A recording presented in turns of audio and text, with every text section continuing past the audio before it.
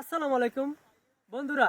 ভারতবর্ষে এক আল্লাহর ওলি, উনি ওনার খাদেমকে বললেন যে খাদেম চলো আমরা সফর করে আসি।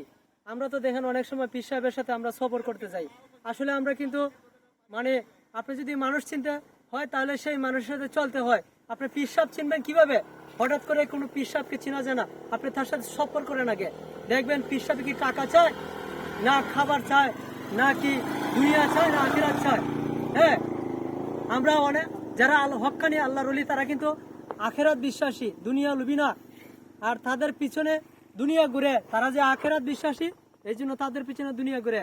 যাই হোক, ওই খাদেমকে যখন নিয়ে গেছিলেন এক এলাকায়, যে এলাকায় নিয়ে গেছিলেন ওই এলাকায় গিয়া দেখা তেল আর কি সমান দাম।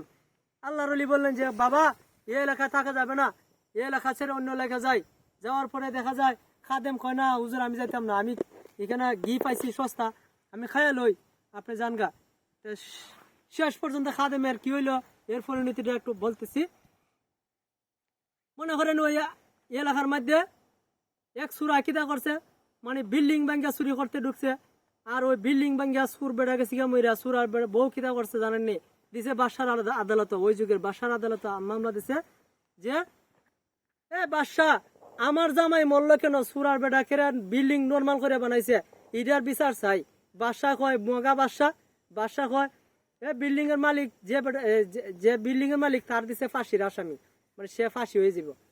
এখন কিতা করছে, ফাঁসি যেহেতু রায়দা দিছে, এখন তো মালিক পড়ে গেছে বিপদ, বিল্ডিং বানাইলাম আমি, চুরি করলো আবার আমার ফাঁসি। এখন কি করছে ভাই, ওই বিল্ডিং এর মালিক কয় আমি তো বিল্ডিং বানাইছি না, বানাইছে রাজমিস্ত্রি। রাজমিস্ত্রি ডাকাইছে, রাজমিস্ত্রি বিল্ডিং বানানো কিভাবে বানাইলো, এ বিল্ডিং তুমি কিভাবে বানাইছো? হুজুর দোষ আমার নাই, যুগালি আমার যুগালি মাল বানাই দিছে, আমি বানাইছি। এখন যুগালি ডাকছে, যুগালি কয় কয় আমার দোষ নাই, ওই আমি বানাই দিছি মাল। এই অবস্থায় একটা গুড়া আইছে, গুঙ্গুরের আওয়াজ, গুনগুন গুনগুন আওয়াজ হইছে। এখন আমি মাল কটা দিছি ডরাইয়া, আমি তো আর মানে আন্দাজ করতে পারছি না। ওই গুড়া উল্লা ডাকো, গুড়া উল্লা ডাকছে, কয় তোর গলা গুড়ার গলা দিয়ে খিতা এটার কারণে তোর বিল্ডিং এর কাজ খারাপ হয়েছে। হুজুর এটা তো আমি বানাইছি না, বানাইছি স্বর্ণকারে, স্বর্ণকারে আনছে স্বর্ণকারে।